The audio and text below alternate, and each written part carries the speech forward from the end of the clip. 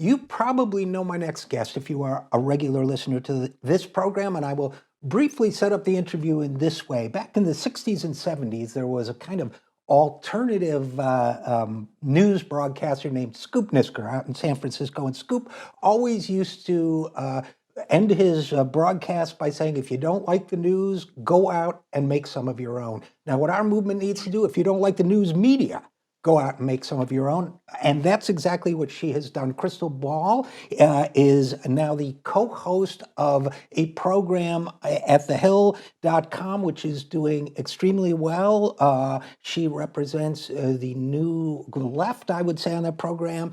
And her partner, Sagar and Jetty, represents the new right. And Krystal and Sagar have written a book together, which we want to discuss now. It's called The Populists Guide to 2020, A New Right and New Left Are Rising, and she joins us now. So first of all, Krystal Ball, thanks for coming back on the program. Thank you for having me back. It's great to see you. Great to see you too. And we're going to start with maybe not the toughest question you've ever faced in your career, but what inspired you and Sagar to write this book or put this book together now? Well, we do this show at Every Day Rising, and it is unusual because it's a conversation between this new left movement and the new right. And I think that is the future of both parties. So every day on the show, we're sort of grappling with the tensions, with the overlap, and figuring out what that means for American politics.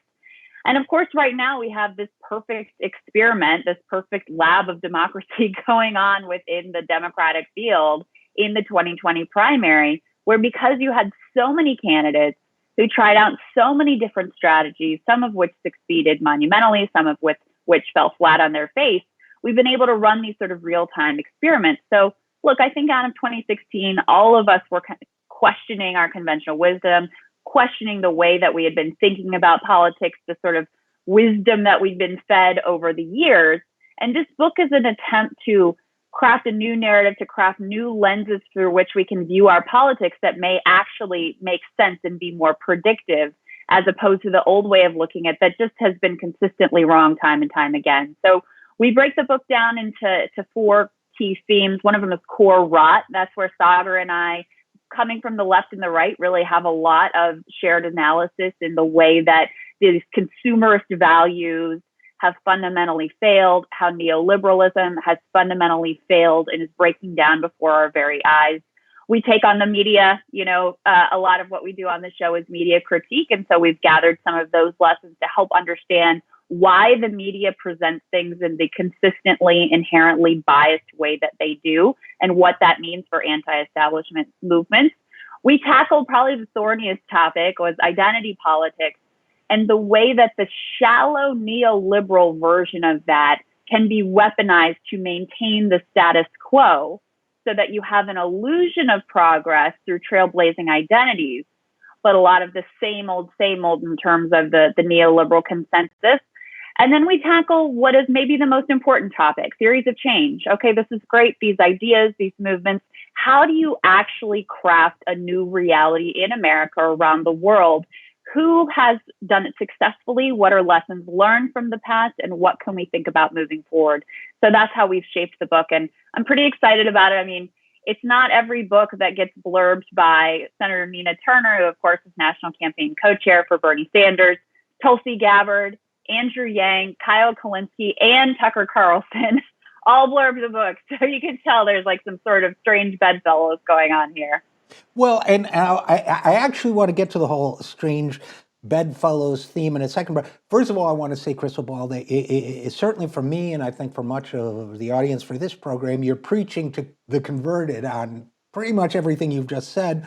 With one, I would quibble with one point, which is I wasn't questioning anything in 2016 or 2014 or 2012. I think a lot of us, I would suspect you included, knew that the conventional wisdom was wrong. You could find it in the polling data. You could find it in the fact that the Democrats during the Obama administration lost more than 1,000 seats in state legislatures, 2/3 of governorships, on and on and on, lost the House, lost the Senate. So I think there's no question that there is a breakdown, and has been for a long time, that the old order is rapidly fading. which gets me to the word you use in your title. And I wanted to talk to you about that, populist. Now, we have a mainstream media that has demonized the word populist. That's, when you hear the word used in the mainstream media, 9 times out of 10, what they're talking about is, the far right in France, the far right in Germany, the far right in Austria, the far right here. But left populism is actually, I've described myself that way for at least 10 years.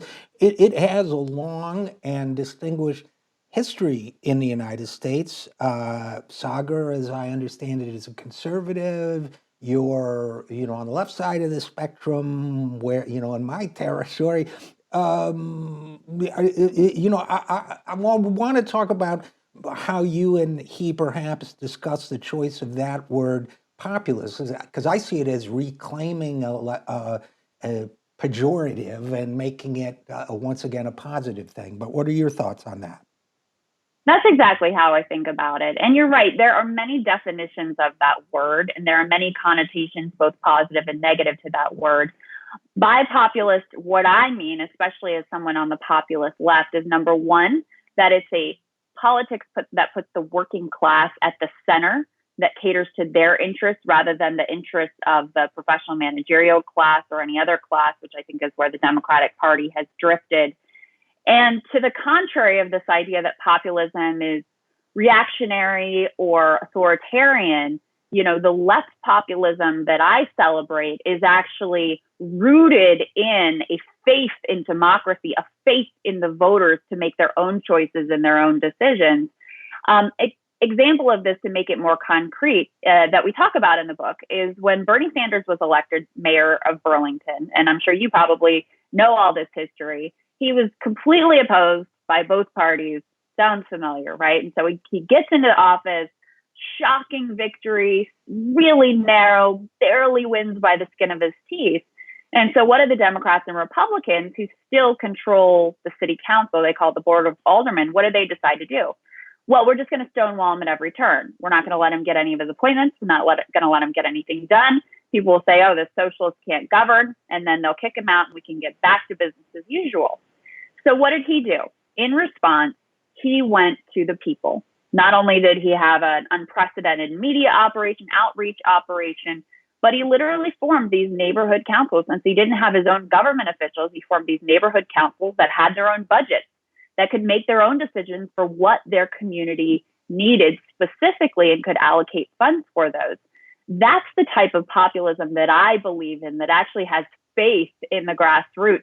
You're not having a strong man on top saying, this is how things are going to be and trust me and I'll fix it all. On the left, the populism I believe in actually puts their trust in the people and says, we're going to do this together. We have faith and we believe in you to make decisions for this country, not a sort of, anointed elite, which is the direction that the Democratic Party has been going in for so long, in which, look, I don't want to be derisive, but which is sort of fundamentally embodied by the Elizabeth Warren or the Pete Buttigieg model of, let's get the experts in a room, let's craft the white papers, and we are going to fix this for you, rather than we're all in this together and we're going to figure this out from the ground up.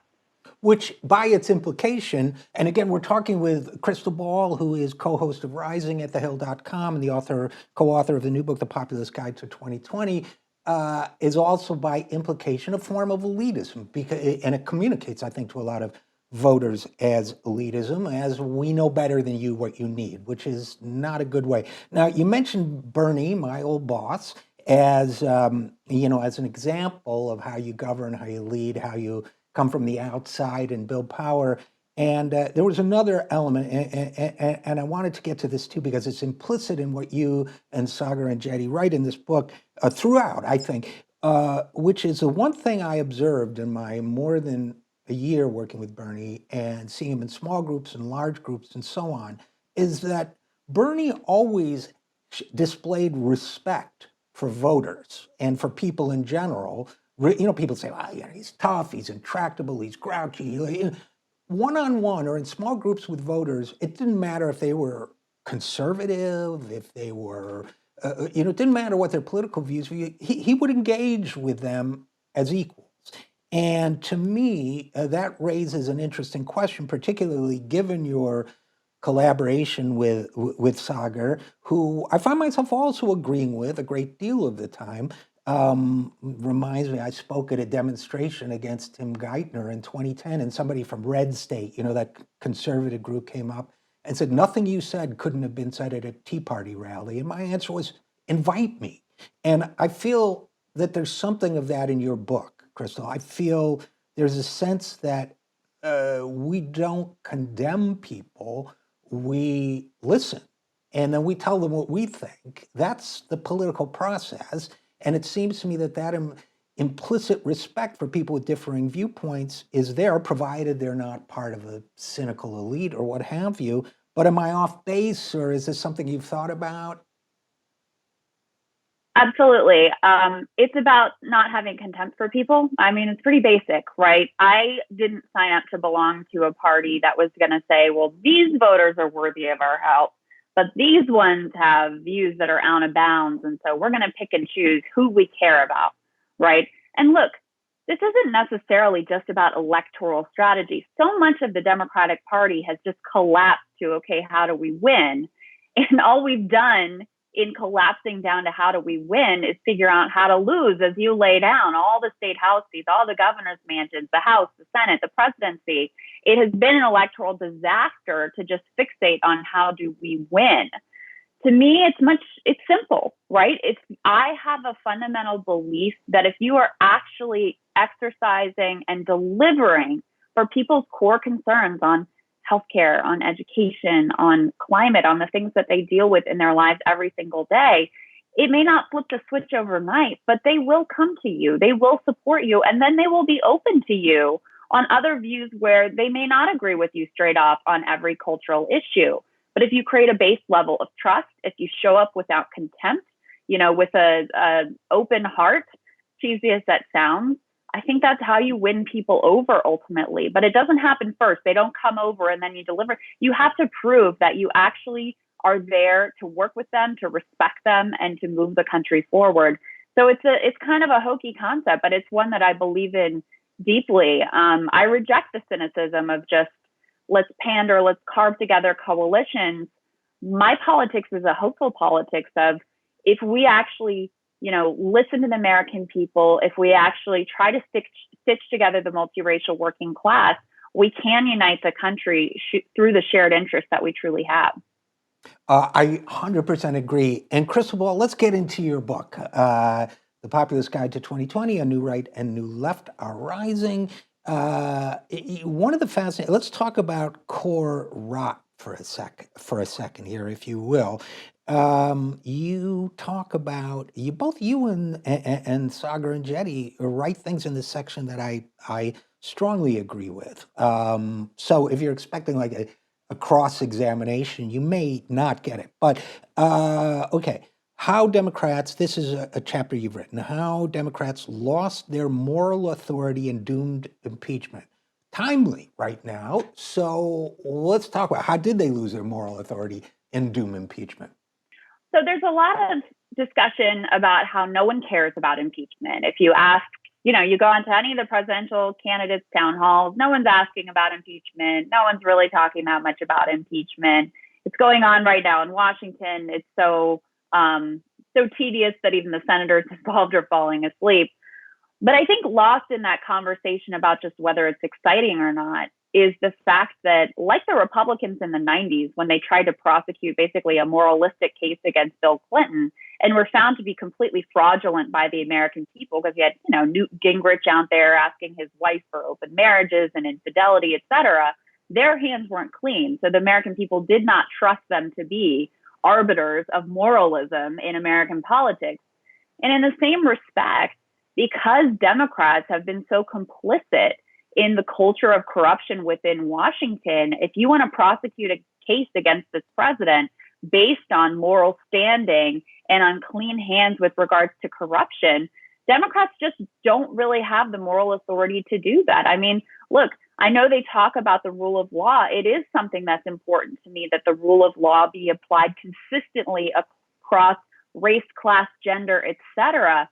Yet these are the same people who, essentially let all the bankers off the hook after they were bailed out, after they nearly crashed our entire economy. So for a lot of Americans, they look and they go, what rule of law? What are you even talking about? You're complicit in the undermining of that rule of law.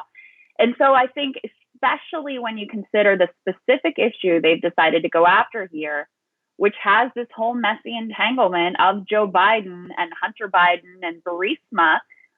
Look, I don't think Hunter Biden did anything illegal, but I think that kind of standard operating corruption where your son or your brother or whoever can cash in on the family name is not a great hill for Democrats to die on. So because their hands aren't clean in this, because they've been complicit in so many of these, yes, Trump's actions are much more brazen, they're more serious, et cetera, but most people don't see them as fundamentally different from what's been going on in Washington with Democrats and Republicans for a long time. And again, we're talking with Krystal Ball, who is co-author of the book, The Populist Guide to 2020, as well as co-host of Rising at thehill.com. So, again, agreed. Couldn't agree more. And I can't, I also think, look, if you're going to impeach Donald Trump, there are a lot of reasons you might want to do that. The American people understand a guy having his hand in the cookie jar. They understand the kind of corruption that let me put the money in my pocket, right? When it's this kind of, to me, now maybe I'm wrong, maybe the polls will prove me wrong, this particular line of impeachment reads to me as elites in one party going after the leader of another party because he went after one of their fellow elites. It doesn't read as we're bringing this fight on behalf of the American people. And by the way, parenthetically, arms to Ukraine might not be such a great idea to begin with. So I would have liked to see. Well, there's that. Yeah. So I would have liked to see that a little bit differently. And by the way, Sagar Enjeti is not here, but I also appreciated what he had to say about a McKinsey presidency leading to a hellish future. Of course, Pete Buttigieg worked for McKinsey. So let's talk now a little bit about media. I would be remiss not to talk about it with you, since we're both fighting that battle all the time. What's your main takeaway? You've got multiple things here: communities of color reject identity tokenism, Kamala Harris's cynical identity politics ploy, and so on. That's Sagar. But white feminist meltdown. What's your main main takeaway about identity politics nowadays? Well, the identity politics piece for me, and this is an area Sagar and I are a little bit different. He's in a little bit of a different place with these things. But essentially, my critique, I'll speak for myself, is that often the idea of a trailblazing identity is used to substitute for change that would actually more disproportionately help women and communities of color. So there was this very hollow political analysis that we saw play out repeatedly in 2020, where it was thought that Kamala Harris would find success because of her identity as a Black woman. But it turned out that voters, and especially voters of color, they weren't just interested in her identity, and they didn't respond to these sort of same old neoliberal politics that she had on offer. Voters of color, in fact, have gravitated to the two old white men in the field, which is exactly the opposite of what the media would have had you to believe. And why is that? Well, because Joe Biden, whatever you think of him, offers a very clear case of if you want to go back, if things were comfortable for you before and you just want to get rid of Donald Trump and get back to normal, I'm your guy. That tends to appeal to an older generation across race and gender. And Bernie Sanders obviously has a revolutionary approach. We need to craft something new and different that's going to fundamentally deliver for working class America. And that has had incredible resonance across class and race and gender within, a younger generation. So those two theories of the case were broadly compelling. And those candidates who just offered, an identity plus a kind of status quo politics, they never really resonated. So it's been fascinating. One of the more fascinating parts of this campaign has been to see the way that the media darling candidates have fallen apart. And this shallow analysis of identity politics is part of why they've gotten it so wrong. So that connects to the media piece here as well. And look, the media, as you know, is really really caters to a particular audience, right? That's the best way to think of it. It's a capitalistic enterprise, and it caters to a very specific audience. That audience tends to be white, affluent, and liberal. And the politics of that group of people tend to be fiscally more conservative and socially liberal. So it's on social issues, on identity issues. They're all the way there. They're very liberal. They're very progressive. There's a lot more reticence around the kind of class-based politics that a Bernie Sanders represents. So that perspective is, either invisibilized, it's smeared, it's disappeared completely, it's dismissed, et cetera. So you end up with a situation like we have today, where Bernie Sanders is very much on track to win the Democratic nomination, and the media has basically given him no shot this whole time. It is incredible after 2016, when they got Donald Trump completely wrong in the primary, got it wrong again completely in the general, that there was no humility there to say, you know what, this guy's got a big base, he's got a lot of donors, he's got a lot of enthusiasm, he's got big crowds. Maybe he has a shot, maybe, just maybe, there's a chance that he could pull this thing off and the energy is there. But because they don't have Bernie Sanders supporters in their own personal circles, because their audience doesn't understand the appeal of Bernie Sanders, doesn't support Bernie Sanders, and they're catering in this niche way to that audience, that's how they're able to completely ignore, smear, dismiss any working class or anti-establishment movement. So one of the pieces in the book that I'm most proud of is where I have my sort of unified field theorem of media and which candidates they're going to love and which they're going to hate. And anyone who, doesn't fit the mold or is anti-establishment or has a working class base is never going to get the love from the media. It's best to know that in advance and build your own communication channels, your own ways around the media, because they are never really going to understand or support what's going on with you or your supporters. This is why, Krystal Ball, this is why when the Bernie campaign ended in 2016 and I left, my mantra after that was, to have a political revolution, we need a media revolution. We need our own media, because they're not going to tell our story. And I'll make a statement, you tell me if you agree or disagree, but while a lot of liberal people who consume MSNBC, major newspapers, New York Times, so on, look down their noses at the echo chamber and the propaganda and the sort of I'll make you feel good in your own beliefs and prejudices, media's ecology of Fox News, Breitbart, and all that, I would argue that the media they consume largely do the same thing for them.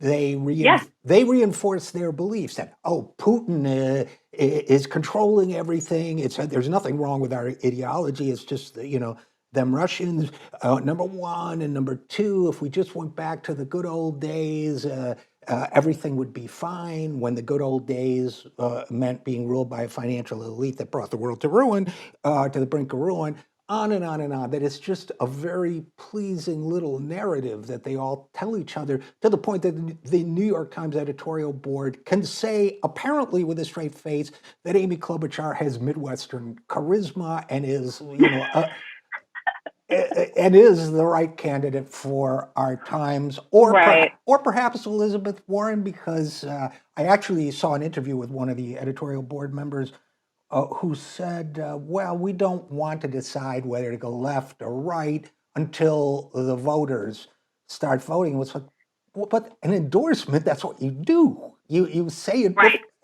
So anyway, so your thoughts. I'll just give you a specific example. I was on CNN the other day, and, I was the other guest that I was, quote unquote, up against was former Hillary staffer. And we're debating Hillary's comments against Bernie. And this is the day that the new CNN poll came out that had Bernie in the national lead for the first time in that poll, and leading also, by the way, with voters of color, which is incredibly significant. And I made the point. I said, no, it doesn't surprise me, because he's consistently has the highest favorability ratings among any of the candidates. He's the most popular senator in the country. And the other guest, that's not right. That's ridiculous. I said, no, literally, a poll came out last week from Morning Consult that said he is the most popular senator in the country. And this person's she's not malicious. She's not a mean person or a bad person. but she lives in this ecosystem where nobody likes Bernie Sanders, and Bernie Sanders is divisive, and Bernie Sanders is angry and crotchety, and he's the past, and we're moving to the future.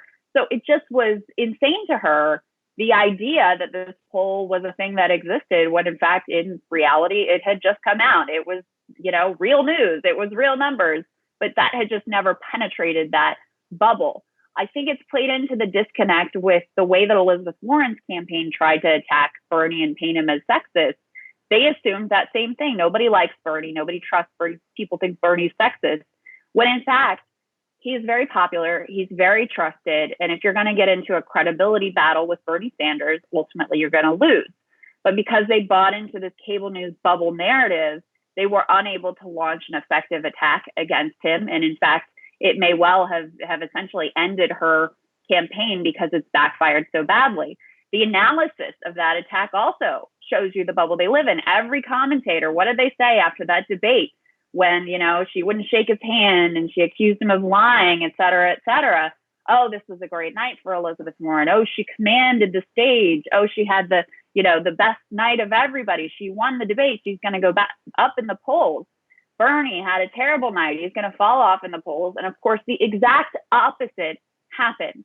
It is like they religiously set out to get every single thing wrong.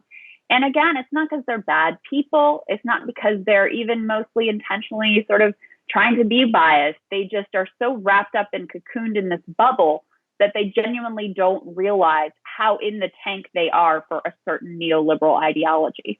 I so agree with that, Krystal Ball. And your anecdote and what's happened since that debate has confirmed my initial reaction to the Hillary Clinton quote, "Nobody likes him," which made me think of when Ben Bernanke was confronted by the fact that the entire economic profession and the Fed was caught off guard by the financial crisis, even though there were economists warning that it was coming, was nobody we knew was saying there was going to be a problem.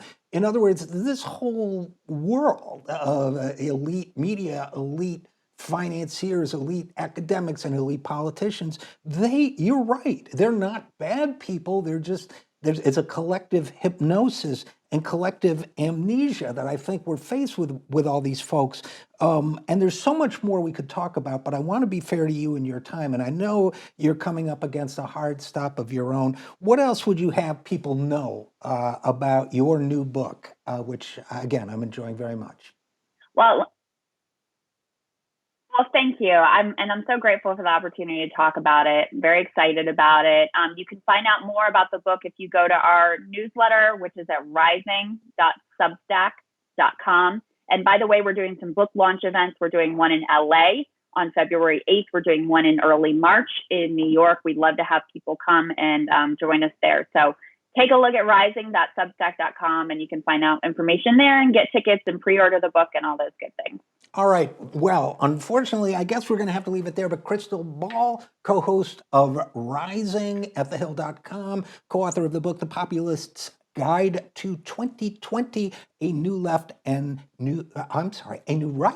new left are rising. Thanks for writing a really enjoyable book, and thanks for coming back on the program. Thank you so much for having me. It's always a pleasure.